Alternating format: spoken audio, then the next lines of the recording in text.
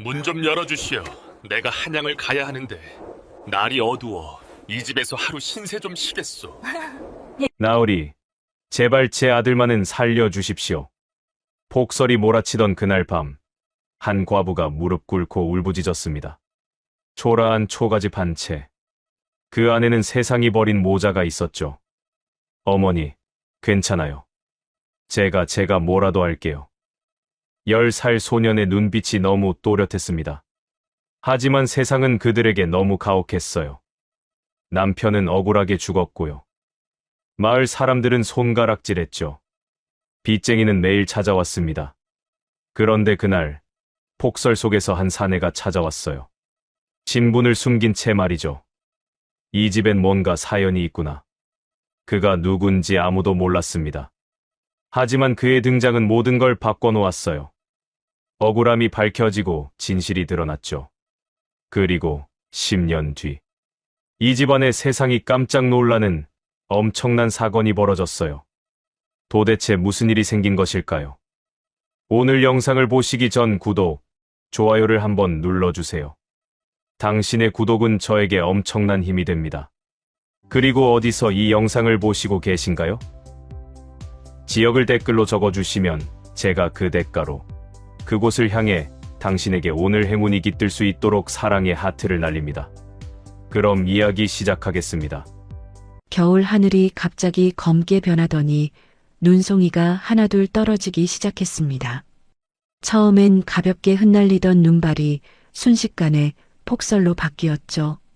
이조판서 김유명은 말 위에서 앞을 가늠할 수 없을 정도로 쏟아지는 눈을 바라보며 미간을 찌푸렸습니다. 영감님, 이러다간 길을 잃겠습니다. 당장 근처에 마을이라도 찾아야 하지 않겠습니까? 수행원 하나가 다급하게 외쳤으나 그 목소리마저 눈보라에 묻혀 희미했습니다. 판서는 고개를 끄덕이며 말고삐를 당겼으나 말은 이미 지친 상태였어요. 발목까지 쌓인 눈 속에서 더는 앞으로 나아갈 힘이 없었죠. 영감님, 저기 불빛이 보입니다. 또 다른 수행원이 손가락으로 가리킨 곳을 보니 희미하게 등불 하나가 어둠 속에서 깜빡이고 있었습니다. 산 중턱 초가 한 채, 그곳밖에는 달리 의지할 곳이 없었어요. 저리로 가자. 하룻밤만 묵어가면 될 것이다. 판서의 명예 일행은 가까스로 방향을 틀었습니다. 하지만 폭설은 더욱 거세졌고 바람은 뼈를 내는 듯 매서웠죠. 말은 중간에 쓰러질 듯 비틀거렸고 수행원 중 한 명은 발을 헛디뎌 눈 속에 주저앉았습니다. 이봐, 정신 차려. 조금만 더 가면 된다. 서로를 부축하며 간신히 초가 앞에 다다랐을 때 일행은 모두 얼어붙은 채 숨을 헐떡였습니다. 판서는 말에서 내려 대문을 두드렸어요. 계신가? 하룻밤 묵어갈 수 있겠소? 안에서는 한참 동안 아무 대답이 없었습니다.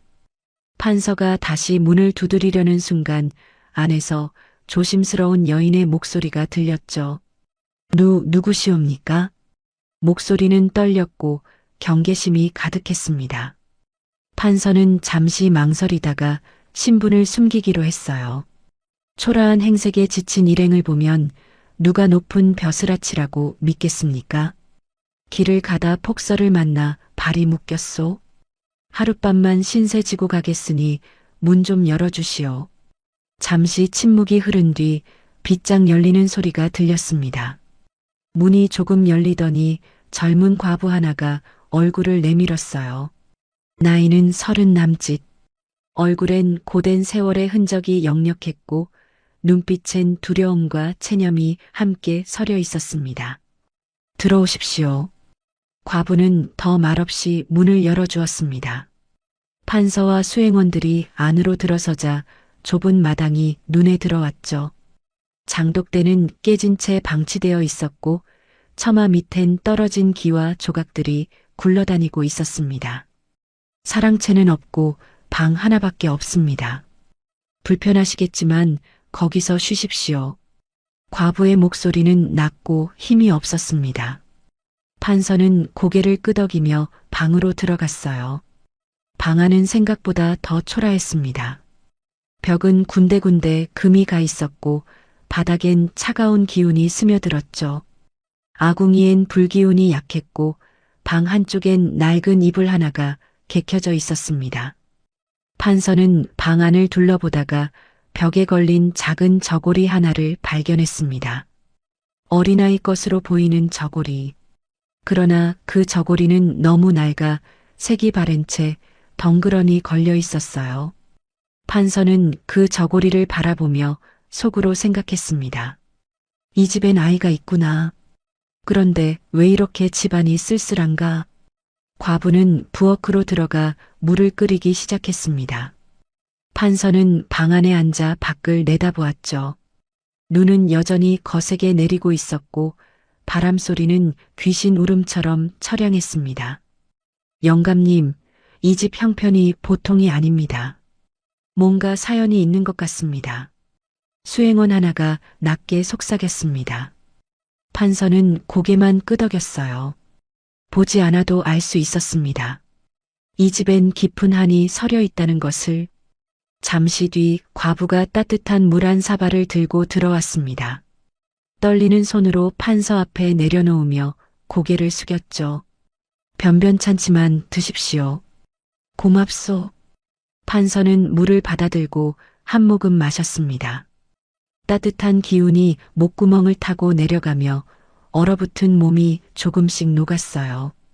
과부는 방문 앞에 서서 밖을 바라보고 있었습니다. 그 뒷모습엔 말할 수 없는 슬픔이 배어 있었죠.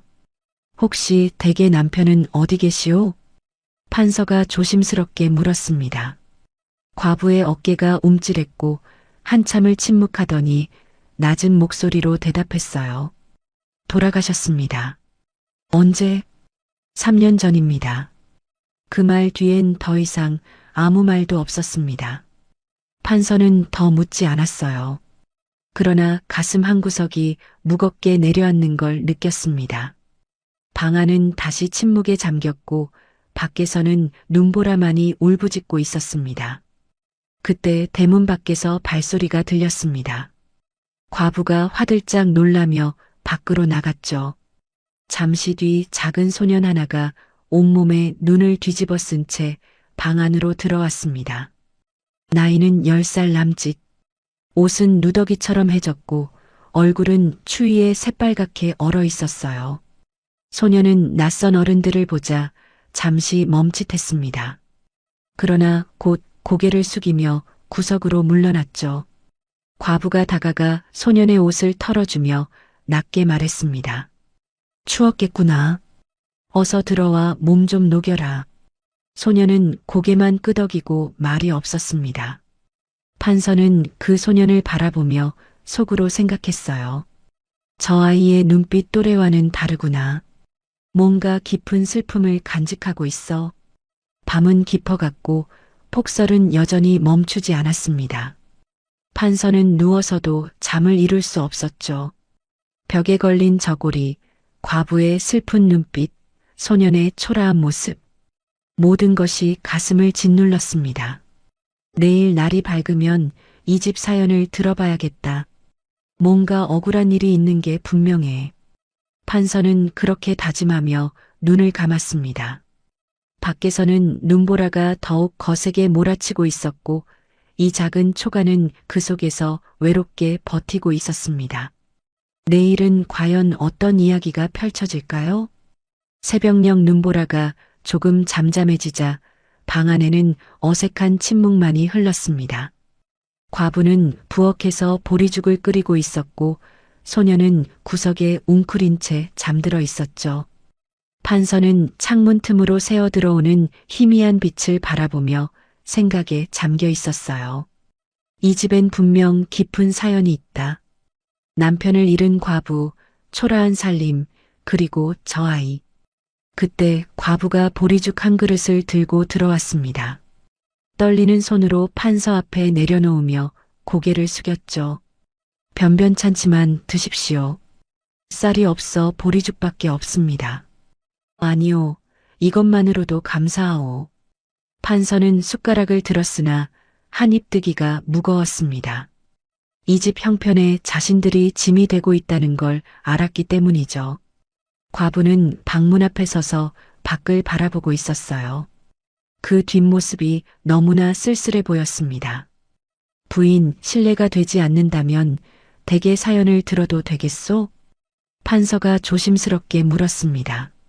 과부의 어깨가 굳어지더니 한참을 침묵했어요. 그리고 천천히 고개를 돌리며 입을 열었습니다. 저희 남편은 억울하게 죽었습니다. 그 목소리엔 3년을 눌러온 한이 묻어 있었죠. 판서는 숟가락을 내려놓고 그녀를 바라봤습니다. 억울하게? 무슨 일이 있었소? 과부는 깊은 숨을 들이쉬고는 떨리는 목소리로 말하기 시작했어요. 3년 전 남편은 마을에서 장사를 하는 평범한 사람이었습니다. 그런데 어느 날 마을 이장이 찾아왔죠. 곡식 도둑이 났으니 남편을 의심한다고 했습니다. 곡식 도둑? 예. 이장의 창고에서 쌀 20가마가 사라졌다는 겁니다. 남편은 그날 밤 집에 있었는데도 이장은 남편을 범인으로 몰았어요. 과부의 눈에서 눈물이 맺혔습니다.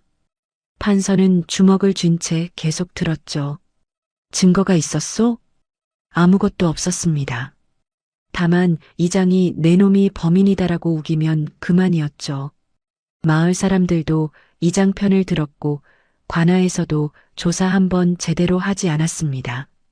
그래서 남편은 옥에 갇혔습니다. 저는 매일같이 옥바라지를 다녔지만 이미 몸이 망가진 뒤였어요. 겨울 추위에 옥사는 얼음장 같았고 밥도 제대로 나오지 않았습니다. 과부는 손수건으로 눈물을 닦았습니다.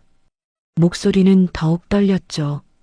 3달 만에 남편은 옥에서 병으로 죽었습니다. 죄도 없이 그렇게 죽어갔어요. 시신을 거두러 갔을 때 남편은 뼈만 앙상하게 남은 채 죽어 있었습니다. 제 손을 꼭 잡고 미안하다, 아이를 부탁한다는 말만 남기고 판서의 가슴이 철렁 내려앉았습니다. 억울하게 죽은 남편, 홀로 남은 과부, 그리고 어린 아들. 이 모든 비극이 한순간에 다가왔죠. 그럼 진짜 범인은? 모릅니다. 하지만 저는 압니다. 이장이 무언가 숨기고 있다는 걸. 남편을 범인으로 만들어야 할 이유가 그에겐 있었던 겁니다. 무슨 이유? 과부는 입술을 깨물었습니다. 한참을 망설이다 입을 열었어요. 남편이 이장의 비리를 알고 있었습니다. 이장은 마을 세금을 착복하고 있었죠. 남편이 그걸 알았고 관아에 고발하려 했습니다. 그 직전에 곡식 도둑 사건이 터진 겁니다. 판서는 눈을 감았습니다. 모든 그림이 선명하게 그려졌죠. 비리를 숨기려는 이장, 입막음을 위한 누명, 그리고 억울한 죽음. 그 뒤로는 어떻게 지내셨소? 이장은 저희를 마을에서 쫓아내려 했습니다. 남편이 죄인이니 그 가족도 죄인이라는 겁니다. 빚을 독촉하고 땅도 빼앗으려 했죠. 빚? 장례도 제대로 치르지 못했습니다. 관 하나 살 돈도 없어 빚을 내야 했어요. 그 빚이 아직도 남아 있습니다. 이장은 매달 찾아와 이자를 받아가죠. 못 갚으면 아이를 팔아서라도 갚으라고 합니다. 과부의 목소리는 더욱 가늘어졌습니다. 판서의 주먹에는 힘이 잔뜩 들어가 있었죠. 그 아이는? 저 아이는 매일 상리를 나갑니다. 나무를 하고 눈을 치우고 품팔이를 해서 하루 몇 푼씩 벌어오죠. 그것도 모자라 굶는 날이 더 많습니다. 구석에서 자고 있던 소년이 몸을 뒤척였습니다. 과부는 아이를 바라보며 눈물을 흘렸어요. 저 아이는 그를 좋아합니다. 남편이 살아있을 때 조금 가르쳐 줬거든요. 아이는 똑똑합니다. 한번 들으면 잊지 않고 책을 보면 눈이 반짝입니다. 하지만 서당에 보낼 형편이 안 됩니다. 아니, 보내려 해도 받아주지 않아요. 그 아비의 그 자식이라며 마을 사람들이 손가락질합니다. 서당 훈장도 저희 아이는 받지 않겠다고 했죠. 판서는 가슴이 터질 것 같았습니다. 재능 있는 아이가 신분과 집안 때문에 기회조차 얻지 못하다니. 이게 과연 나라의 법도란 말입니까? 부인, 그럼 지금은 어떻게 버티고 계시오? 버티는 게 아닙니다. 하루하루 죽지 않고 살아가는 겁니다. 아이만큼은 살려야 합니다. 제가 죽어도 저 아이는 살아남아야 해요. 과부는 무릎을 꿇고 눈물을 쏟았습니다. 판서는 일어나 그녀를 부축했죠. 부인, 일어나시오. 내가 도울 방법을 찾아보겠소. 저희 같은 천한 사람들을 누가 도와주겠습니까? 양반님들도 이장 편만 들고 관아도 외면합니다. 저희는 이미 죽은 목숨이나 다름없어요. 그때 구석에서 소년이 눈을 떴습니다. 소년은 어머니가 우는 모습을 보고 재빨리 일어났죠. 어머니, 왜 우세요? 아니다, 괜찮다. 과부는 재빨리 눈물을 닦았습니다. 하지만 소년은 이미 다 알고 있었어요. 어머니가 왜 우는지, 집안이 왜 이렇게 힘든지. 손님날이 저희 어머니를 괴롭히지 마십시오. 소년이 판서를 노려보며 말했습니다. 어린 목소리지만 단호했죠. 판서는 소년의 눈을 똑바로 바라봤어요. 괴롭히는 게 아니다. 도우려는 것이다. 도움은 필요 없습니다. 저희는 스스로 살아갈 겁니다. 소년의 눈빛엔 자존심이 서려 있었습니다. 가난해도 굽히지 않는 기계가 느껴졌죠. 판서는 속으로 감탄했어요. 이 아이 범상치 않구나. 이런 역경 속에서도 저런 눈빛을 가지다니. 밖에서 갑자기 고함 소리가 들렸습니다. 대문을 발로 차는 소리와 함께 거친 목소리가 울려 퍼졌죠. 아, 과부년, 빚 이자 내놔. 이번 달도 또 밀렸잖아. 과부의 얼굴이 창백해졌습니다. 소녀는 주먹을 불끈 쥐었고요. 판서는 창문 틈으로 밖을 내다봤습니다. 건장한 사내 둘이 대문 앞에서 고함을 지르고 있었어요. 빚 못 갚으면 이 집 넘기든지 아들 팔아서든지 해. 이장님이 더는 못 참는다고 하셨어. 과부는 떨리는 손으로 문을 열고 나갔습니다. 소년도 뒤따라 나갔죠. 판서는 수행원들에게 눈빛을 보냈어요. 지켜보자. 함부로 나서지 말고. 마당에서 과부는 무릎을 꿇었습니다. 제발 며칠만 기다려 주십시오. 곧 돈을 마련하겠습니다. 며칠? 벌써 석 달째 밀렸어. 이장님이 참을성도 많으시지. 다른 사람 같았으면 진작 너희 모자를 쫓아냈을 거야. 사내 하나가 과부의 머리채를 잡으려 했습니다. 그 순간 소년이 달려들어 사내의 팔을 물었죠. 으악! 이 새끼가! 사내는 소년을 밀쳐냈고 소년은 눈 속에 넘어졌습니다. 판서는 더 이상 참을 수 없었어요. 방문을 박차고 나가려는 순간 과부가 소리쳤습니다. 그만하십시오. 제가 갚겠습니다. 제발 아이는 건드리지 마십시오. 사내들은 코웃음을 쳤습니다. 일주일 안에 못 갚으면 이 집 빼앗는다. 명심해. 그들은 침을 뱉고 돌아갔습니다. 과부는 소년을 부둥켜 안고 눈물을 흘렸죠. 판서는 주먹을 꽉 쥔 채 그 광경을 지켜봤습니다.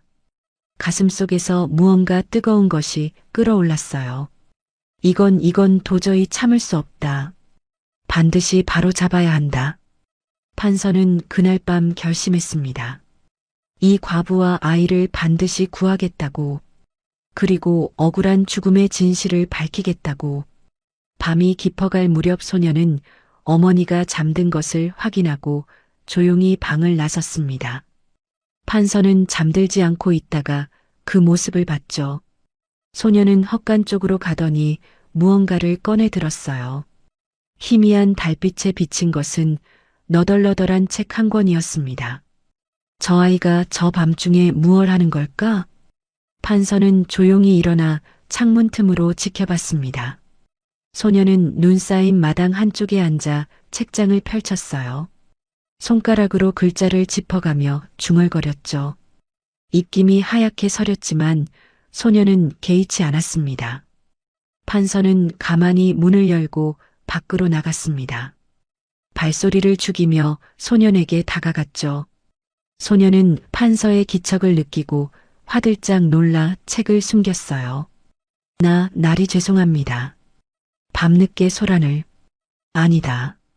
내가 보던 책 다시 꺼내보겠느냐? 소녀는 망설였습니다.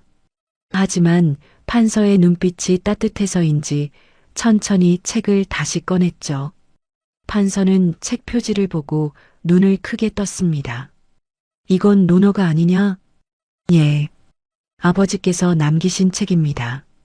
이것 하나뿐이에요. 책은 너무 낡아 표지가 떨어져 나가고 몇 장은 찢어진 채였습니다. 하지만 소녀는 그 책을 보물처럼 아꼈어요. 판서는 소년 옆에 앉았습니다. 추운데 밖에서 뭘 하고 있었느냐? 글을 읽고 있었습니다. 방에서 읽으면 어머니가 깨실까봐. 어머니가 왜 깨시면 안 되느냐? 소녀는 고개를 숙였습니다. 한참을 망설이다 작은 목소리로 대답했죠. 어머니는 제가 글을 읽으면 마음 아파하십니다. 서당에도 못 보내고 스승도 없는데 혼자 책만 들여다본다고 어머니는 자꾸 우세요. 그래서 몰래 읽습니다. 판서의 가슴이 먹먹해졌습니다. 배우고 싶은 마음을 숨겨야 하는 아이. 어머니를 걱정시키지 않으려 추운 밤에 홀로 앉아 있는 아이. 그럼 내가 이 책을 읽을 수 있느냐? 조금은 읽을 수 있습니다. 아버지께서 돌아가시기 전에 조금 가르쳐 주셨어요. 그럼 한번 읽어보거라. 소녀는 책장을 펼쳤습니다. 떨리는 목소리로 읽기 시작했죠. 하기 시습지 불영녀로 배우고 때때로 익히니 또한 기쁘지 아니한가. 판서는 귀를 기울였습니다. 소년의 발음은 정확했고 끊어 읽기도 제대로였어요. 하지만 판서는 더 확인하고 싶었습니다. 내가 지금 읽은 구절의 뜻을 아느냐? 소녀는 잠시 생각하더니 대답했습니다. 배운 것을 계속해서 익히면 기쁨을 느낄 수 있다는 뜻입니다. 공부는 한 번으로 끝나는 게 아니라 계속 반복해야 진짜 내 것이 된다는 거죠. 판서는 속으로 놀랐습니다. 단순히 글자만 읽는 게 아니라 뜻까지 제대로 이해하고 있었어요. 그럼 이건 어떠냐? 유붕자원 박내 불영 낳고 벗이 먼 곳에서 찾아오니 또한 즐겁지 아니한가 나리. 이건 친구가 멀리서 나를 보러 오면 얼마나 기쁜지를 말하는 겁니다. 진짜 벗이라면 멀고 힘든 길도 마다하지 않고 찾아온다는 거죠. 판서는 더욱 놀랐습니다. 10살밖에 안 된 아이가 이렇게 깊이 이해하다니. 내가 책을 배운 지 얼마나 되었느냐? 아버지께서 2해 정도 가르쳐 주셨습니다. 하지만 돌아가신 뒤로는 혼자 읽었어요. 이 책 한 권을 수백 번 읽었습니다. 수백 번? 예. 다른 책이 없으니까요. 그래도 읽을 때마다 새로운 걸 깨닫습니다. 같은 문장인데 어제와 오늘 느낌이 달라요. 판서는 소년의 눈을 똑바로 바라봤습니다. 그 눈빛엔 배움에 대한 간절함이 가득했죠. 내 이름이 무엇이냐? 준석입니다. 김준석이라 합니다. 준석아, 내가 한 가지 물어보겠다. 내가 만약 마음껏 공부할 수 있다면 무엇을 하고 싶으냐? 소녀는 잠시 망설였습니다. 그리고 눈을 반짝이며 대답했어요. 저는 아버지의 억울함을 풀고 싶습니다. 벼슬을 해서 힘없는 백성들을 도와주고 싶어요. 이장 같은 나쁜 사람들을 벌주고 싶습니다. 그게 내 꿈이냐? 예. 하지만 저 같은 사람이 어떻게 벼슬을 하겠습니까? 서당도 못 가고 스승도 없는데요. 소년의 목소리는 작아졌습니다. 현실의 벽이 너무 높다는 걸 알고 있었죠. 판서는 소년의 어깨에 손을 얹었어요. 준서가, 세상엔 두 가지 힘이 있다. 하나는 재물과 권세, 또 하나는 배움과 지혜다. 너는 지금 후자를 갖추고 있다. 하지만 저는 내가 스승 없이 혼자 이만큼 배웠다면, 제대로 배우면 얼마나 더 잘할 수 있겠느냐? 소녀는 고개를 들어 판서를 바라봤습니다. 판서는 미소 지으며 말을 이었죠. 내가 한 가지 시험해 보겠다. 내가 말하는 구절을 한 번만 듣고 외울 수 있겠느냐? 해보겠습니다. 판서는 천천히 말했습니다. 천지현황 우주홍황 1월 영측 진수열장. 하늘은 검고 땅은 누르며 우주는 넓고 크도다. 해와 달은 가득 차고 기우니 별자리는 버려놓았도다. 소녀는 눈을 감고 집중했습니다. 판서가 다 말하자 소녀는 천천히 입을 열었어요. 천지현황 우주홍황 1월 영측 진수열장. 한 글자도 틀리지 않고 정확하게 외웠습니다. 판서는 속으로 감탄했죠. 이 아이는 범상치 않다. 천재다. 준서가, 이번엔 뜻을 내가 설명해 주마. 천지현황은 하늘과 땅의 색을 말하는 것이고, 판서가 자세히 설명해 주자 소녀는 눈을 반짝이며 듣고 있었습니다. 모든 걸 놓치지 않으려는 듯 집중했죠. 이해했느냐? 예, 이제 알겠습니다. 천자문이 우주와 자연의 이치를 담고 있다는 거죠? 그렇다. 내가 이 나이에 그걸 깨닫다니 정말 놀랍구나. 판서는 소년의 머리를 쓰다듬었습니다. 그 순간 방문이 열리며 과부가 나왔어요. 준서가, 밤늦게 무얼 하느냐? 어머니, 저는. 과부는 소년의 손에 들린 책을 보고 한숨을 쉬었습니다. 또 책을 보고 있었구나. 이 추운 밤에. 어머니, 죄송해요. 하지만 저는 공부가 하고 싶어요. 과부의 눈에서 눈물이 흘렀습니다. 알고 있다. 내 마음을 모르는 게 아니다. 하지만 우리는 그럴 형편이 안 되잖니. 판서가 일어서며 말했습니다. 부인, 이 아이는 천재여. 제대로 가르치면 나라의 기둥이 될 수 있소. 천재라뇨? 저희 아이가? 그렇소. 내가 오랜 세월 많은 학생들을 봤지만 이 아이만 한 재능을 본 적이 없소. 과부는 믿기지 않는다는 표정이었습니다. 하지만 판서의 눈빛은 진지했죠. 부인, 내일 아침 내가 누군지 밝히겠소. 그리고 이 아이를 반드시 돕겠소. 나리는 대체 누구십니까? 내일 알게 될 것이오. 지금은 준석이를 데리고 들어가 쉬시오. 추운 밤에 아이가 병들겠소. 과부는 소년의 손을 잡고 방으로 들어갔습니다. 판서는 마당에 홀로 서서 하늘을 올려다봤어요. 별이 총총히 빛나고 있었죠. 준석이, 내 재능을 세상이 알게 해주마. 억울하게 죽은 내 아버지의 한도 풀어주겠다. 이게 바로 하늘이 나를 이 집으로 보낸 이유구나. 판서는 그날 밤 잠을 이룰 수 없었습니다. 소년의 또렷한 눈빛, 배움에 대한 간절함, 그리고 숨겨진 천재성, 모든 게 가슴을 뜨겁게 했죠. 다음 날 아침이 밝았습니다. 눈은 멈췄고 하늘은 맑게 겠어요. 판서는 수행원들을 불러 모았습니다. 오늘부터 일을 시작한다. 이 집안의 억울함을 풀고 저 아이의 미래를 열어주어야 한다. 수행원들은 고개를 숙였습니다. 판서의 결심이 얼마나 굳은지 알 수 있었죠. 이제 진짜 이야기가 시작될 참이었습니다. 아침 햇살이 눈 쌓인 마당을 비추자 온 세상이 하얗게 빛났습니다. 폭설은 멈췄고 하늘은 새파랗게 겠죠. 판서는 일찍 일어나 마당을 거닐며 생각을 정리하고 있었어요. 이제 신분을 밝혀야 할 때다.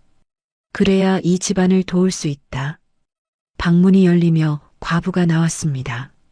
밤새 잠을 설친 듯 눈가가 부어 있었죠. 나리, 진지 드시겠습니까? 아니요. 그보다 부인과 준석이를 모두 불러주시겠소? 할 말이 있소. 과부는 고개를 끄덕이고 준석이를 불렀습니다. 소녀는 헛간에서 나무를 패고 있다가 황급히 달려왔어요. 판서는 두 모자를 마주보며 깊은 숨을 들이쉬었습니다. 어젯밤 내가 말했듯 오늘은 내 신분을 밝히겠소. 예, 나리. 말씀하십시오. 판서는 품에서 작은 패를 꺼냈습니다. 검은 나무에 금색 글씨가 새겨진 관패였죠. 과부는 그 패를 보는 순간 얼굴이 창백해졌습니다. 이건 나는 이조판서 김유명이요. 그 말이 떨어지자 과부는 그 자리에서 무릎이 꺾였습니다. 준석이도 눈이 커지며 숨을 삼켰죠. 이조판서, 나라의 인사를 관장하는 최고 벼슬 중 하나였습니다. 판서 나으리께서 저희 같은 천한 집에. 과부는 떨리는 목소리로 말하며 땅에 엎드렸습니다. 준석이도 황급히 절했어요. 판서는 두 손을 저으며 말했습니다. 일어나시오. 내가 이곳에 온 건 우연이 아니오. 하늘이 나를 이곳으로 보낸 게 분명하오. 나으리 저희가 무슨 자격으로. 자격? 억울함을 당한 사람을 돕는데 무슨 자격이 필요하오? 내가 판서가 된 것도 백성을 위해서요. 판서는 두 모자를 일으켜 세웠습니다. 그리고 단호한 목소리로 말했죠. 부인, 어젯밤 들은 이야기를 잊을 수 없소. 남편이 억울하게 죽었다는 그 말을 말이요. 나으리, 내가 지금 즉시 옥사 기록을 가져오게 하겠소. 3년 전 일이라 해도 관아에 기록이 남아있을 것이요. 판서는 수행원 하나를 불렀습니다. 수행원이 달려오자 명을 내렸어요. 즉시 고을 관아로 가서 3년 전 옥사 기록을 가져오라. 특히 곡식 도둑 사건과 관련된 모든 문서를 빠짐없이 가져와야 한다. 예, 나으리. 수행원은 말을 타고 급히 떠났습니다. 과부는 두 손을 맞잡고 떨고 있었죠. 나으리, 정말 저희 남편의 억울함을 풀어주실 수 있습니까? 그것을 확인해 보겠소. 내가 판단하기론 명백한 누명이요.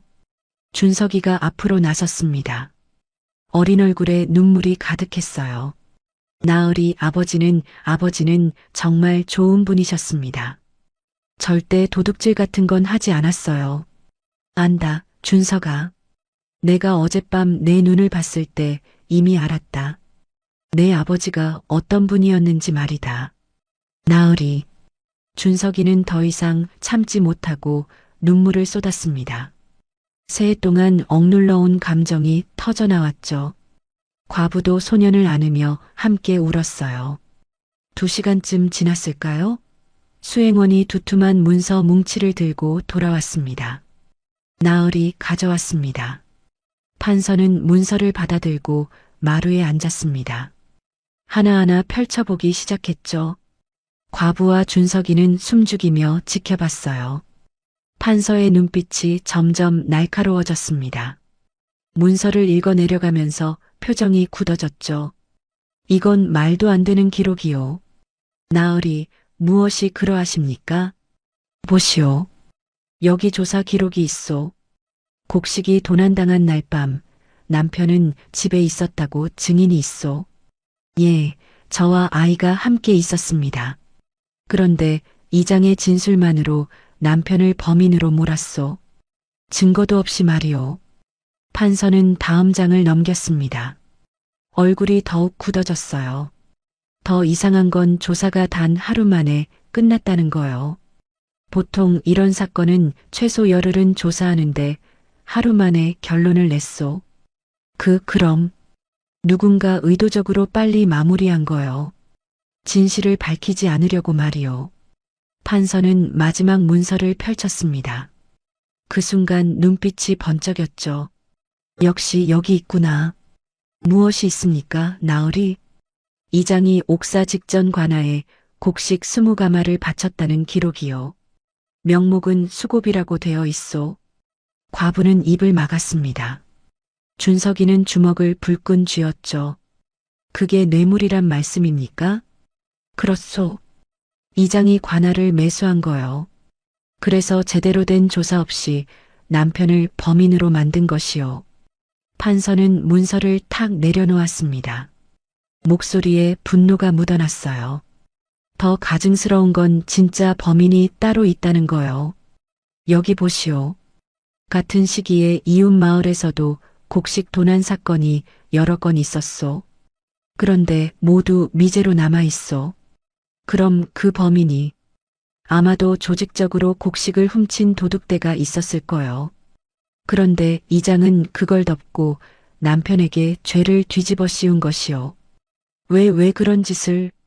과부가 울부짖었습니다. 판서는 천천히 대답했죠. 부인이 어젯밤 말씀하셨소. 남편이 이장의 비리를 알고 있었다고. 그게 이유요. 입을 막으려고 그래서 남편을. 그렇소. 남편을 제거하고 입을 막은 것이요. 판서는 자리에서 일어섰습니다. 두 주먹을 불끈 쥐며 하늘을 올려다봤어요. 부인, 들으시오. 내 남편은 죄인이 아니었소. 오히려 정의를 지키려 한 의인이었소. 그 말에 과부의 무릎이 완전히 풀렸습니다. 바닥에 주저앉으며 하염없이 울었죠. 여보, 당신은 죄가 없었어요. 당신은. 준석이도 어머니 곁에 무릎 꿇고 함께 울었습니다. 새해 동안 죄인의 가족이라는 낙인을 짊어지고 살았던 그들에게 이 말은 구원이었어요. 판서는 두 모자가 울음을 그칠 때까지 기다렸습니다. 한참 뒤 과부가 눈물을 닦으며 고개를 들었죠. 나으리, 그럼 이제 어떻게 되는 겁니까? 내가 직접 조사하겠소. 이장의 비리와 횡포를 모두 밝혀내겠소. 하지만 이장은 이 마을에서 힘이 셉니다. 관아와도 연결되어 있고요. 그래서 내가 직접 나서는 것이요. 이조 판서의 권한으로 모든 것을 조사하겠소. 판서는 수행원들을 불러 모았습니다. 지금부터 마을 이장을 조사한다. 지난 10년간의 세금 기록, 곡식 거래 내역, 그리고 관아와 주고받은 모든 문서를 압수하라. 예, 나으리. 그리고 이장을 즉시 소환하라. 내가 직접 신문하겠다. 수행원들이 일제히 움직였습니다. 준석이가 판서 앞에 무릎 꿇고 절했어요. 나으리, 은혜를 어찌 갚아야 할지 모르겠습니다. 준석아, 고개를 들어라. 내가 한 일은 당연한 것이다. 억울한 일을 바로잡는 게 벼슬아치의 도리니까. 하지만 대신 내가 해야 할 일이 있다. 무엇입니까? 판서는 소년의 어깨를 잡았습니다. 눈을 똑바로 보며 말했죠. 열심히 공부해라. 내 재능을 키워서 나중에 백성을 돕는 사람이 되어라. 그게 내 아버지의 억울함을 푸는 진짜 방법이다. 예, 꼭 그렇게 하겠습니다. 준석이의 눈빛이 처음으로 희망으로 빛났습니다. 과부도 판서 앞에 깊이 절했어요. 나으리, 이 은혜 평생 잊지 않겠습니다. 부인, 일어나시오. 앞으로 할 일이 많소. 이장을 처벌하는 것만으로는 부족하오. 부인과 준석이의 앞날도 열어주어야 하오. 나으리, 우선 빚부터 해결하겠소. 그리고 준석이를 제대로 된 서당에 보내겠소. 과부는 더 이상 말을 잇지 못하고 눈물만 흘렸습니다. 판서는 마당을 거닐며 생각했죠. 이 일은 이제 시작이다. 이장의 죄를 밝히고 이 모자의 미래를 열어주어야 한다. 그것이 하늘이 나를 이곳으로 보낸 이유다. 해가 중천에 떴습니다. 눈 덮인 마을에 판서의 명이 전해지기 시작했어요. 이장은 곧 큰 파도를 맞게 될 것입니다. 그날 오후 관아 대청마루에는 긴장감이 감돌았습니다. 판서가 직접 자리를 잡고 앉자 아전들은 얼굴이 새하얗게 질렸죠. 마을 이장은 아직 자신에게 무슨 일이 벌어질지 모른 채 거만하게 걸어 들어왔어요. 대체 무슨 일로 저를 급히 부르셨습니까? 저도 바쁜 몸인데. 이장의 말이 채 끝나기도 전에 판서가 관패를 탁 내려놓았습니다. 검은 나무에 금빛 글씨가 번쩍였죠. 이조판서 김유명이다. 무릎 꿇어라. 그 한마디에 이장의 얼굴에서 핏기가 싹 가셨습니다. 다리가 후들거리며 그 자리에 털썩 무릎을 꿇었어요. 판서 나으리 소인이 어찌. 입 닫혀라. 내가 묻는 것에만 대답하라. 판서의 목소리는 차가웠습니다. 주변 아전들도 모두 땅바닥에 엎드렸죠. 판서는 문서 한 장을 집어들었어요. 3년 전 곡식 도둑 사건. 그때 김민호라는 사람을 범인으로 지목했느냐? 예, 그렇습니다. 무슨 증거로? 이장은 입술을 달싹였습니다. 말문이 막혔죠. 물었다. 무슨 증거로 그를 범인으로 몰았느냐? 그날 밤 그자가 수상하게 돌아다니는 걸 봤습니다. 거짓말. 판서가 탁자를 쳤습니다. 이장의 몸이 움찔했어요. 여기 증인 진술이 있다. 그날 밤 김민호는 집에서 가족과 함께 있었다. 아내와 아들이 분명히 증언했다. 그건. 그럼에도 너는 단 하루 만에 그를 범인으로 결정했다. 왜냐? 이장은 땀을 뻘뻘 흘렸습니다. 대답을 하지 못하고 고개만 숙였죠. 판서는 다른 문서를 꺼냈어요. 더 가관인 건 그 직후 내가 관아에 곡식 20가마를 바쳤다는 것이다. 뇌물이 아니냐? 아닙니다. 그건 평소에 관아를 돕기 위한. 닥쳐라. 내가 판서로 얼마나 일했는지 아느냐? 내 같은 자를 수없이 봤다. 판서는 자리에서 일어났습니다. 이장 앞으로 걸어가 내려다보며 말했죠. 김민호가 내 비리를 알고 있었다.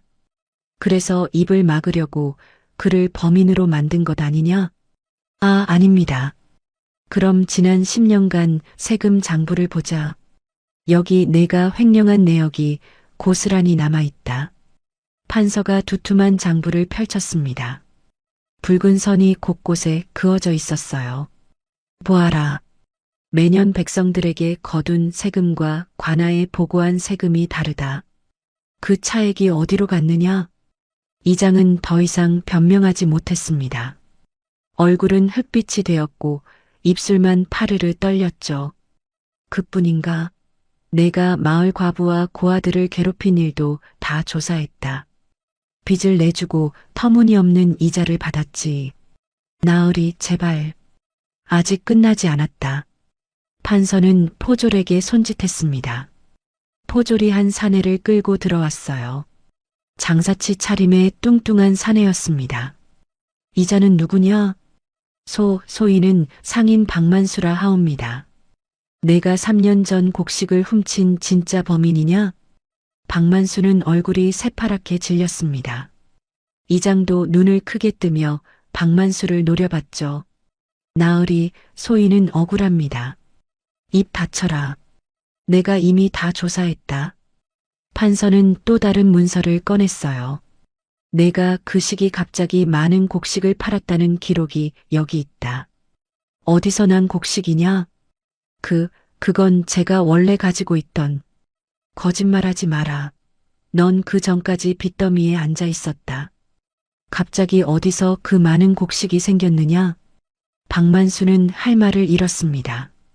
판서가 이장을 가리키며 말했죠. 내가 이장과 짜고 곡식을 훔쳤다. 그리고 이장은 죄를 엉뚱한 사람에게 뒤집어 씌웠다. 안 그러냐? 나으리. 사실대로 말해라. 그러면 형을 조금 감해주겠다. 거짓말하면 내 목이 달아날 줄 알아라. 박만수는 결국 무릎 꿇고 머리를 조아렸습니다. 죄송합니다. 소인이 잘못했습니다. 이장님과 함께 꾸민 일이옵니다. 대청안이 웅성거렸습니다. 이장은 얼굴이 흑빛으로 변했죠. 어떻게 꾸몄는지 처음부터 끝까지 말해라. 박만수는 떨리는 목소리로 고백하기 시작했어요. 소인이 빚에 쪼들려 이장님을 찾아갔습니다. 그때 이장님이 말씀하셨죠. 곡식을 좀 빼돌리면 둘이 나눠 가지자고. 계속해라. 그래서 소인이 밤에 몰래 창고에 들어가 곡식을 훔쳤습니다. 그걸 이장님이 도와주셨고요. 그런데 다음날 김민호란 사람이 이장님의 비리를 알고 있다고 하더래요. 그래서 이장님이 김민호를 곡식 도둑으로 몰기로 했습니다. 그러면 입도 막고 죄도 덮을 수 있다고. 내 놈들이. 판서가 탁자를 내리쳤습니다. 이장은 그대로 바닥에 엎드렸죠. 나으리 잘못했습니다. 제발 목숨만은. 목숨? 내가 한 짓을 생각하면 목숨으로도 모자라다. 판서는 포졸들에게 명했습니다. 이 두 놈을 당장 잡아가두라. 곡식절도, 무고, 뇌물, 횡령. 모든 죄를 낱낱이 기록해서 조정에 보고하겠다. 예, 나으리. 포졸들이 이장과 박만수를 끌고 나갔습니다. 이장은 질질 끌려가며 용서를 빌었지만 판서는 거들떠보지도 않았어요. 판서는 관아 아전들을 불러 모았습니다. 너희들도 뇌물을 받고 이 일에 눈 감았다. 모두 파면이다. 아전들은 얼굴이 하얗게 질렸습니다. 하지만 아무도 항변하지 못했죠. 새로운 아전을 뽑을 것이다. 정직한 자들로 말이다. 판서는 밖으로 나왔습니다. 과부와 준석이가 관아 앞에서 기다리고 있었어요. 판서를 보자 두 모자는 달려와 무릎 꿇었습니다. 나으리, 일어나시오. 모든 것이 밝혀졌소. 정말입니까? 그렇소. 남편은 무죄요. 진짜 범인은 이장과 그 일당이었소. 과부는 그 자리에서 주저앉으며 울음을 터뜨렸습니다. 준석이도 어머니를 안으며 함께 울었죠. 여보, 당신은 억울했어요. 정말 억울했어요. 마을 사람들이 하나둘 모여들었습니다. 판서의 판결 소식을 들은 그들은 과부에게 다가왔어요. 정말 미안하오. 우리가 몰랐소. 그동안 손가락질해서 미안하오. 하지만 과부는 고개를 저었습니다. 눈물을 닦으며 담담히 말했죠. 이미 지난 일입니다. 이제 와서 미안하다 해도 돌아가신 남편은 돌아오지 않습니다. 그 말에 마을 사람들은 고개를 숙였습니다. 판서가 준석이를 불렀어요. 준석아, 이리 오너라. 예, 나으리. 내가 너를 서당에 보내겠다. 고을에서 가장 훌륭한 훈장님께 부탁하겠다. 나으리, 하지만 저희는. 과부가 황급히 말했지만 판서가 손을 들어 막았습니다. 돈 걱정은 하지 마시오. 내가 모두 책임지겠소. 어찌 그런 은혜를. 은혜가 아니오. 이 아이는 나라의 인재여. 제대로 배우면 큰 인물이 될 것이오. 며칠 뒤 준석이는 서당에 들어갔습니다. 훈장은 처음엔 반신반의했지만 준석이의 실력을 보고 깜짝 놀랐죠. 이 아이는 천재입니다. 한번 들으면 잊지 않고 이해력도 뛰어납니다. 다른 학동들도 준석이를 인정했습니다. 누구보다 열심히 공부하고 예의도 바른 아이였으니까요. 과부는 매일 서당 앞을 지나가며 아들이 글 읽는 소리를 들었어요. 그때마다 가슴이 벅차올랐습니다. 여보, 우리 아들이 공부하고 있어요. 당신의 꿈이 이루어지고 있어요. 판서는 떠나기 전 과부를 찾았습니다. 부인, 이제 내가 떠나야 하오. 나으리, 이 은혜 어찌 갚아야. 갚을 필요 없소. 다만 준석이를 잘 키우시오. 그 아이가 훌륭한 사람이 되는 게 내게 가장 큰 보답이요. 과부는 깊이 절했습니다. 판서는 마지막으로 준석이를 불렀어요. 준석아, 잘 들어라. 예, 나으리. 공부를 게을리하지 마라. 그리고 내 아버지처럼 정직한 사람이 되어라. 명심하겠습니다. 판서는 말에 올라탔습니다. 과부와 준석이는 눈물로 배웅했죠. 판서의 뒷모습이 저 멀리 사라질 때까지 두 모자는 그 자리에 서 있었습니다. 판서가 떠나기 전날 밤 과부의 집 마당에는 고요한 달빛이 내려앉아 있었습니다. 판서는 마루에 앉아 하늘의 별을 바라보고 있었죠. 그때 준석이가 조용히 다가왔어요. 나으리, 아직 안 주무십니까? 준석아, 너도 잠이 안 오느냐? 예. 나으리께서 내일 떠나신다 생각하니 가슴이 답답합니다. 판서는 준석이를 옆에 앉혔습니다. 소년의 어깨는 작았지만 이전보다 단단해 보였어요. 준석아, 내가 떠나도 슬퍼하지 마라. 우리는 다시 만날 것이다. 정말 그럴까요? 그럴 거다. 내가 열심히 공부해서 과거에 급제하면 한양에서 만나게 될 것이다. 준석이의 눈이 반짝였습니다. 그러나 곧 고개를 숙였죠. 나으리, 저 같은 사람이 정말 과거에 급제할 수 있을까요? 아버지는 죄인으로 죽으셨고 저희는 가난합니다.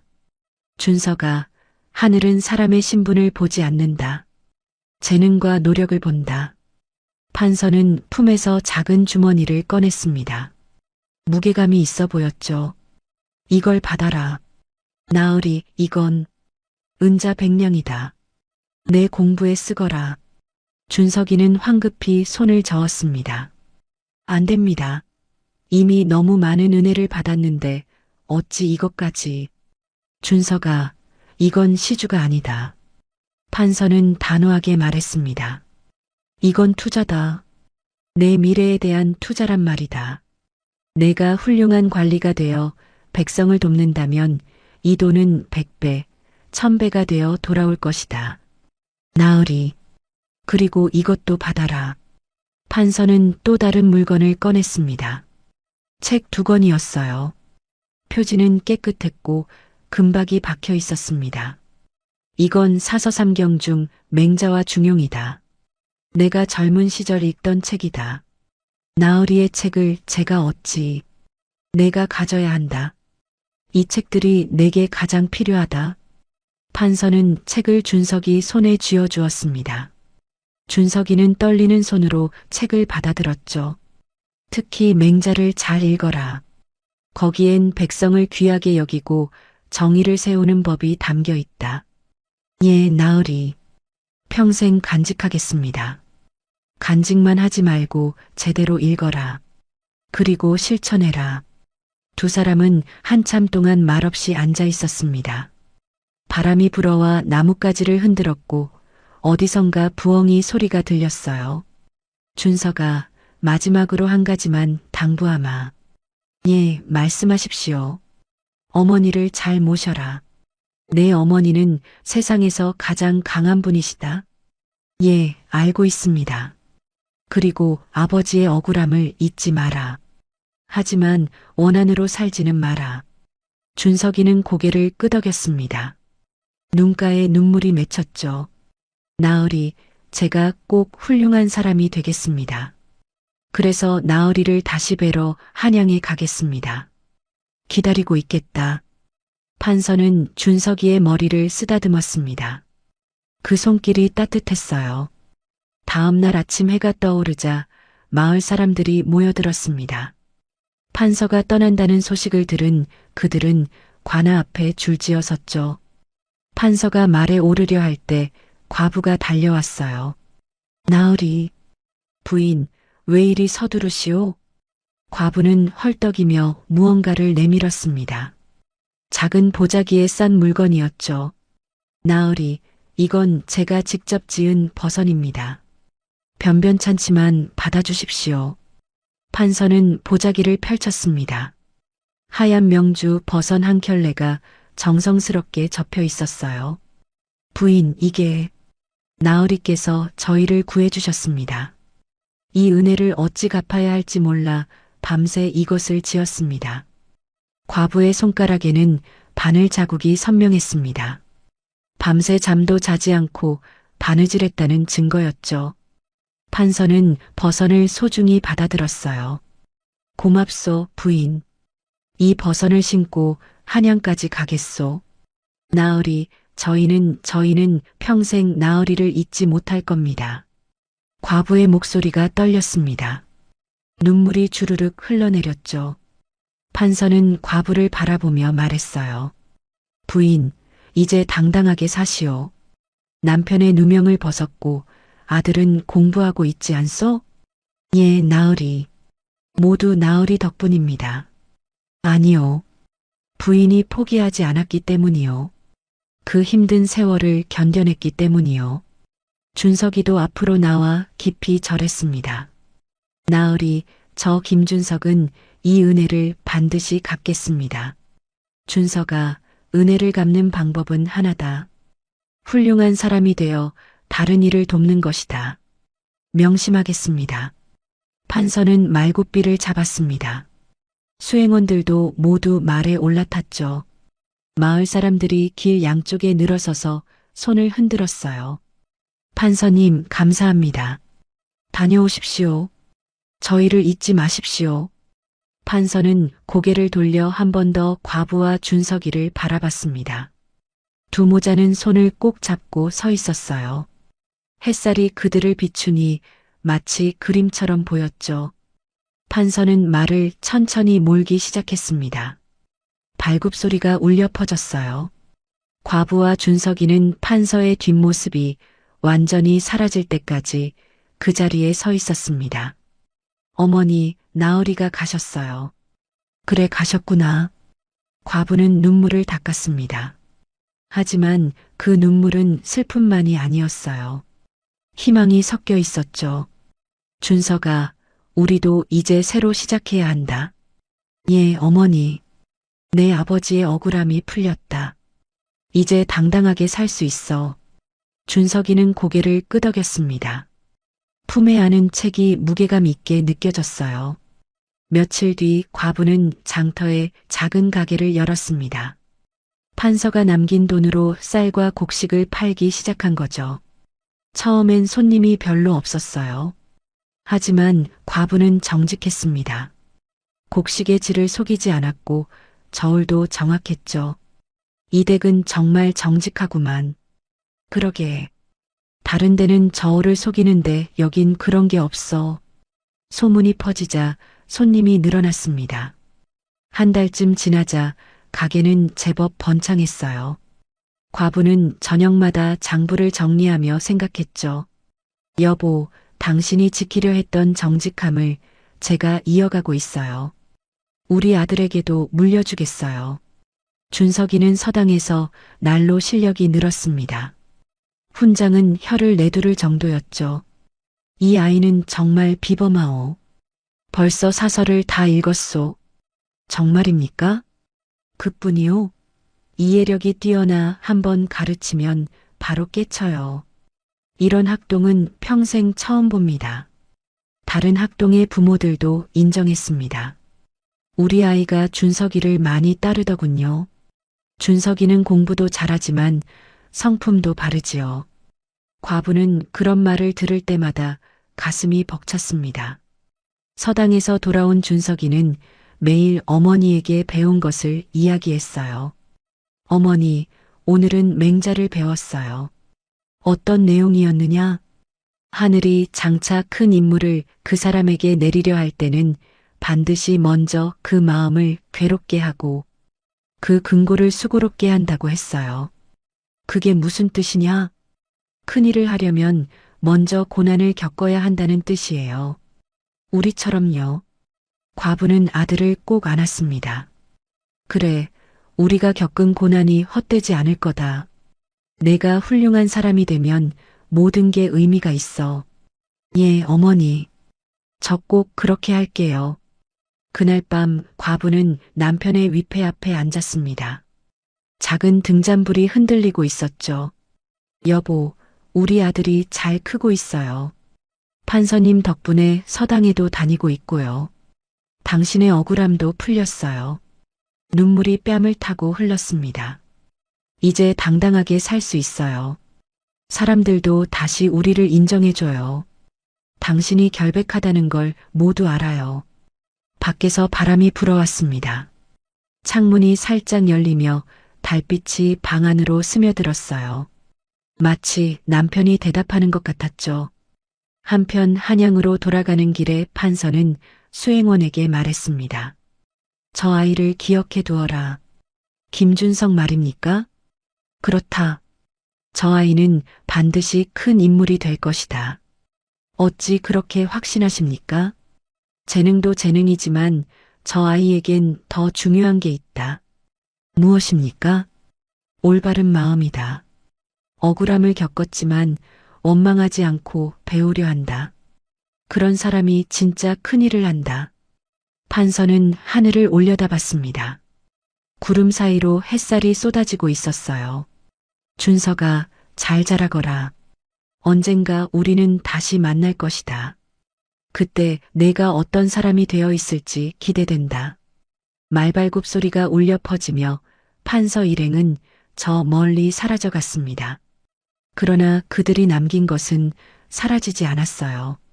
과부와 준석이의 가슴 속에 그리고 마을 사람들의 기억 속에 영원히 남을 것입니다.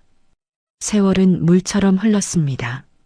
눈 내리던 그 겨울이 지나고 봄이 왔다가 여름이 왔죠. 그렇게 10년이 흘렀어요. 어린 소년 준석이는 어느새 20살 청년이 되었습니다. 서당 마당에서 책을 읽던 준석의 모습은 누가 봐도 당당했어요. 키는 훤칠하게 컸고 얼굴에는 학자다운 기품이 서려 있었죠. 하지만 눈빛만은 여전했습니다. 10살 때 그 또렷하고 간절한 눈빛 말이에요. 준서가 이번 과거 시험에 응시할 생각이냐? 훈장이 물었습니다. 백발이 성성한 노인이었지만 목소리만은 힘이 있었죠. 예, 스승님. 응시하려 합니다. 좋다. 내 실력이라면 충분히 합격할 수 있다. 감사합니다, 스승님. 준석은 고개를 숙였습니다. 하지만 마음속으론 떨렸어요. 과거 시험은 수많은 선비들이 도전하는 관문이었으니까요. 준서가 내가 너를 10년 동안 가르쳤다. 내만큼 뛰어난 제자는 없었다. 스승님 과찬이십니다. 과찬이 아니다. 내가 사서삼경을 모두 통달했고 시문도 훌륭하지 않느냐? 훈장은 준석의 어깨를 두드렸습니다. 하지만 명심해라. 과거 시험에선 실력만으로는 부족하다. 마음가짐이 중요하다. 예, 스승님. 어떤 마음가짐을 가져야 합니까? 교만하지 않되 자신감을 가져라. 떨리더라도 침착하게 답안을 써라. 그리고 가장 중요한 건 훈장은 잠시 말을 멈췄습니다. 내가 왜 공부하는지 잊지 마라. 출세를 위한 게 아니라 백성을 위한 것임을 기억해라. 명심하겠습니다. 준석은 그날 저녁 집으로 돌아왔습니다. 어머니는 가게 문을 닫고 저녁을 준비하고 있었어요. 10년 동안 과부는 정직하게 장사를 해서 제법 여유로워졌죠.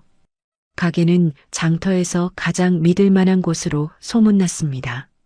어머니, 제가 왔습니다. 그래, 오늘은 일찍 왔구나. 시장하겠다. 어서 들어와 밥 먹어라. 준석은 밥상 앞에 앉았습니다. 어머니가 정성껏 차린 밥상이었죠. 하지만 준석은 숟가락을 들지 못했어요. 어머니, 왜 그러느냐? 밥이 입에 안 맞느냐? 아닙니다. 그게 아니라 제가 이번에 과거 시험에 응시하려 합니다. 어머니의 손이 멈췄습니다. 국그릇을 들고 있던 손이 살짝 떨렸죠. 과거 시험을? 예. 스승님께서도 권하셨습니다. 어머니는 그릇을 내려놓고 아들을 바라봤습니다. 눈가에 눈물이 맺혔어요. 준서가 정말 내가 과거에 응시한단 말이냐?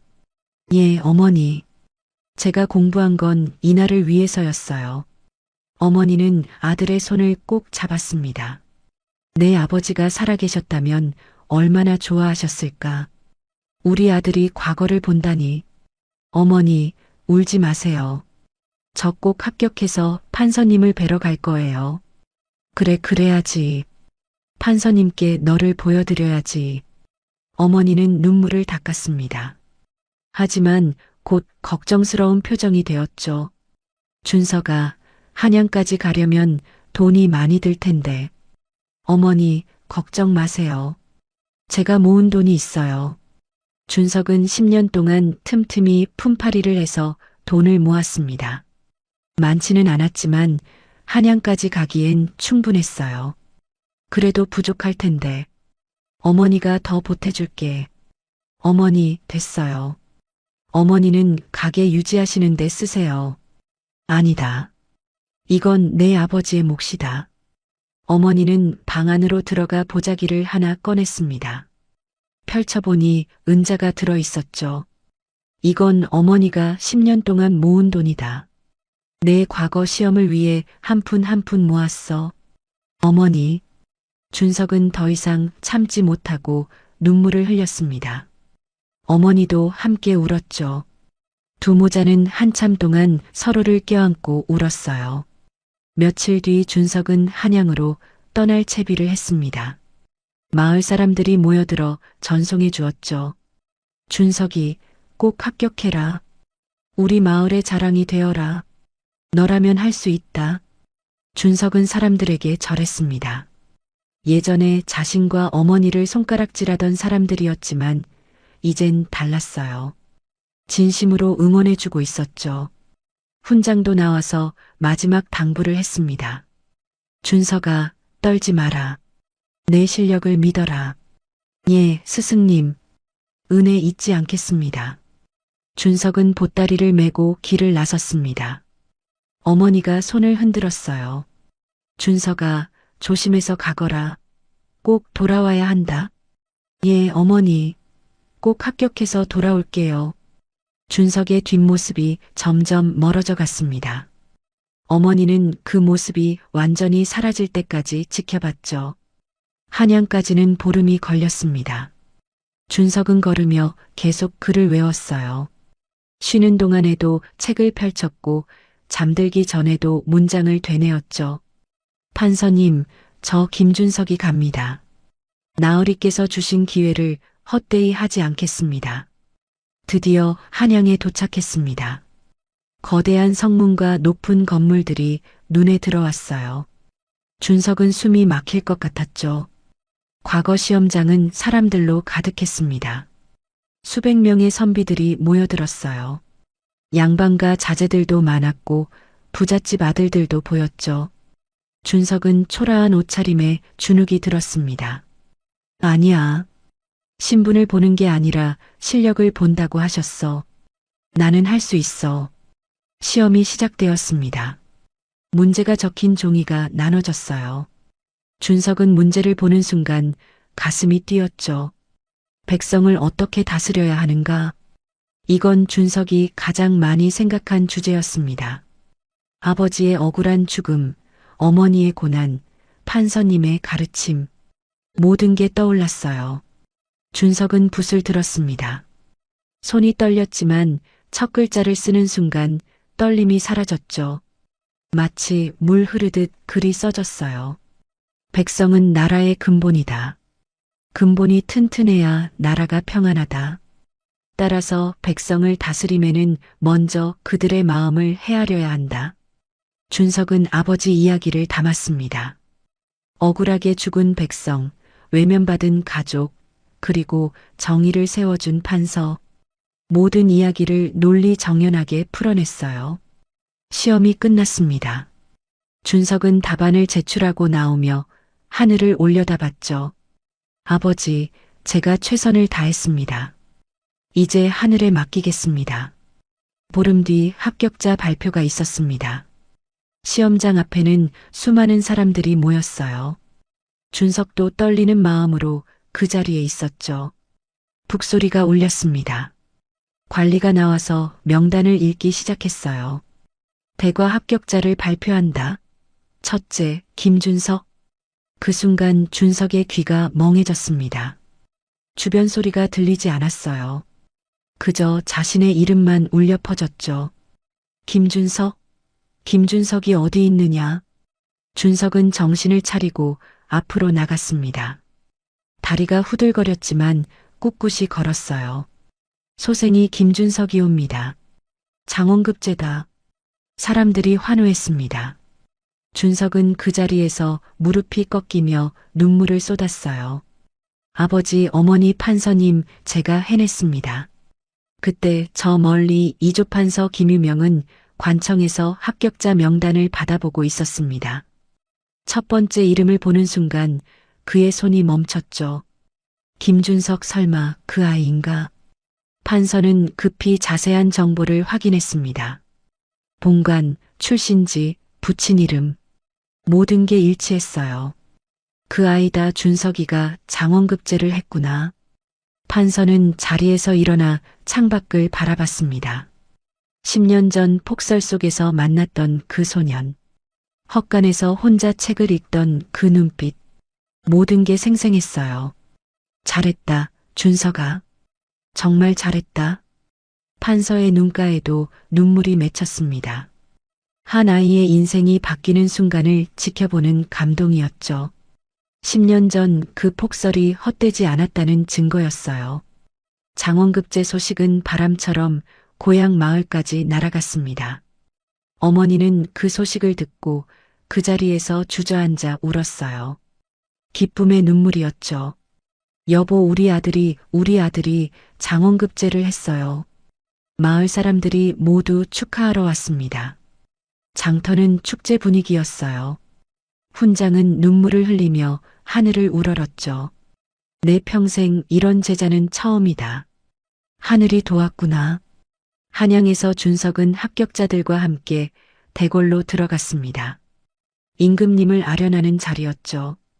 준석은 떨리는 마음으로 대전 앞에 무릎을 꿇었어요. 장원급제자 김준석, 성은이 망극하옵니다. 임금이 물었습니다. 경의 답안을 보니 백성을 걱정하는 마음이 진실로 느껴졌다. 어찌 그리 깊이 생각할 수 있었느냐? 준석은 고개를 들어 대답했습니다. 소신의 아버지께서 억울하게 돌아가셨습니다. 그 고통을 겪으며 백성이 얼마나 약한 존재인지 알았습니다. 그래, 자세히 말해보아라. 준석은 아버지의 이야기를 들려줬습니다. 누명을 쓰고 옥사한 일, 판서님이 나타나 진실을 밝힌 일, 모든 것을 말이에요. 그 판서가 누구냐? 이조판서 김유명 나으리이옵니다. 임금은 고개를 끄덕였습니다. 김유명은 청렴한 신하다. 그가 경을 도왔다니 하늘의 뜻이로다. 성은이 망극하옵니다. 아련이 끝나고 준석은 제일 먼저 이조판서 관청으로 향했습니다. 10년 만에 다시 뵙는 은인이었죠. 가슴이 두근거렸어요. 관청 문 앞에서 준석은 잠시 머뭇거렸습니다. 정말 자신을 기억하실까요? 10살 소년이었던 자신을 20살 청년이 된 지금 알아보실까요? 들어가십시오. 판서님께서 기다리고 계십니다. 관리가 말했습니다. 준석은 깊은 숨을 들이쉬고 안으로 들어갔어요. 방 안에는 판서가 앉아 있었습니다. 10년 전보다 머리에 흰머리가 늘었지만 눈빛만은 여전히 날카로웠죠. 준석은 무릎을 꿇고 깊이 절했습니다. 소생 김준석, 판서 나으리를 뵙습니다. 판서는 천천히 일어났습니다. 준석에게 다가와 어깨를 잡으며 일으켰어요. 준석아, 정말 내가 맞느냐? 예, 나으리. 소생입니다. 판서는 준석의 얼굴을 자세히 들여다봤습니다. 10년 전 헛간에서 책을 읽던 그 소년, 어머니를 걱정하던 그 눈빛, 모두 그대로였어요. 크고 훌륭하게 자랐구나. 판서의 목소리가 떨렸습니다. 준석도 눈물이 쏟아질 것 같았죠. 나으리, 모두 나으리 덕분입니다.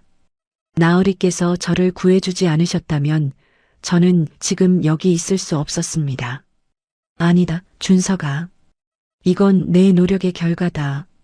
아닙니다. 나으리께서 아버지의 억울함을 풀어주시고 저를 서당에 보내주셨기에 가능한 일이었습니다. 준석은 품에서 무언가를 꺼냈습니다. 낡고 해진 책 2권이었어요. 10년 전 판서가 준 맹자와 중용이었죠. 나으리, 이 책을 10년 동안 한시도 손에서 놓지 않았습니다. 읽고 또 읽었습니다. 판서는 책을 받아들었습니다. 표지는 너덜너덜했고 페이지는 손때로 검게 물들어 있었어요. 곳곳에 준석이 적은 메모가 빼곡했죠. 준서가 이렇게 열심히 읽었구나. 예. 이 책에서 백성을 사랑하는 법을 배웠습니다. 정의를 세우는 법도 배웠습니다. 판서는 책을 덮으며 눈물을 닦았습니다. 내가 이렇게 자라줘서 고맙다. 내가 한 일이 헛되지 않았구나. 나으리 소생이 약속드립니다. 나으리처럼 백성을 사랑하는 관리가 되겠습니다. 억울한 사람을 돕고 정의를 세우겠습니다. 그래, 그렇게 해다오. 그게 바로 내가 바라던 것이다. 두 사람은 한참 동안 말없이 마주봤습니다. 10년의 세월이 주마등처럼 스쳐갔어요. 폭설 속에서 만난 인연, 과부의 눈물, 소년의 각오, 그리고 오늘의 만남. 준서가, 어머니는 안녕하시냐? 예, 건강하십니다. 장사를 하시며 마을에서 존경받고 계십니다. 다행이구나. 부인께 안부 전해다오. 나으리, 어머니께서도 평생 나으리를 잊지 못하신다고 하셨습니다. 매일 아버지 위패 앞에서 나으리의 건강을 빌고 계십니다. 판서는 고개를 끄덕였습니다. 가슴이 뭉클해졌죠. 준서가 앞으로 관직에 나가면 많은 유혹이 있을 것이다. 예, 나으리. 권력과 돈, 명예. 모든 게 너를 시험할 것이다. 하지만 흔들리지 마라. 명심하겠습니다. 내가 겪은 고난을 잊지 마라. 그게 내 힘이 될 것이다. 준석은 깊이 절했습니다. 판서는 그를 일으켜 세우며 미소 지었어요. 오늘부터 우리는 동료다. 함께 나라를 위해 일하는 관리니까. 나으리, 어려운 일이 있으면 언제든 찾아오너라. 내가 도와주마. 감사합니다, 나으리. 며칠 뒤 준석은 고향으로 돌아갔습니다. 어머니를 만나러 가는 길이었죠. 마을에 들어서자 사람들이 환호하며 맞아줬어요. 장원급 제자가 왔다. 우리 마을의 자랑이다. 준석은 집으로 달려갔습니다. 어머니는 마당에서 기다리고 계셨어요. 준석을 보는 순간 달려와 안았죠. 준석아, 내 아들, 정말 장원급제를 했구나. 예, 어머니. 모두 어머니 덕분입니다. 무슨 소리냐? 내가 열심히 공부한 덕이지. 두 모자는 한참을 안고 울었습니다. 마당 한쪽에는 아버지의 위패가 정성스럽게 모셔져 있었어요. 준석은 위패 앞에 무릎 꿇고 절했죠. 아버지, 아들 준석이 장원급제했습니다. 아버지의 억울함을 세상이 알게 되었습니다. 이제 아들이 훌륭한 관리가 되어 아버지의 뜻을 이어가겠습니다. 어머니도 옆에서 함께 절했습니다. 세 식구가 다시 하나가 된 순간이었어요. 준석은 판서에게 받은 가르침대로 청렴한 관리가 되었습니다. 백성의 어려움을 먼저 헤아렸고 억울한 일이 있으면 반드시 바로잡았죠. 사람들은 그를 작은 판서라고 불렀어요. 몇 년 뒤 준석도 높은 벼슬에 올랐습니다.